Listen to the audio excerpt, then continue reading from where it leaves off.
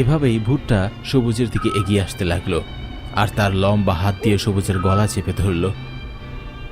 ওরে বাবা রে, গেলাম রে, ছেড়ে দাও, ছেড়ে দাও আমায়। ছেড়ে দেবো বলে তো গদ্দরি নিয়ে গলায়। ওরে শয়তান, তোর এত বড় সাহস, দাঁড়া তোকে মজা দেখাচ্ছি।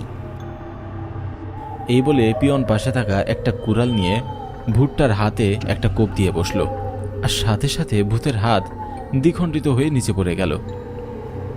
মাস্টারমশাই, পকেটের লাইটার থাকলে দিন, ওকে আজ জন্মের মজা দেখাবো, বুঝলেন? পিয়নের কথায় সবুজ ভয়ে ভয়ে পকেট থেকে লাইটারটা পিয়নের দিকে এগিয়ে দিতেই পিয়নটা লাইটারটা জ্বালিয়ে ভূতের মুখের সামনে ধরে আর বিড়বিড় করে একটা সূরা পড়তে লাগলো।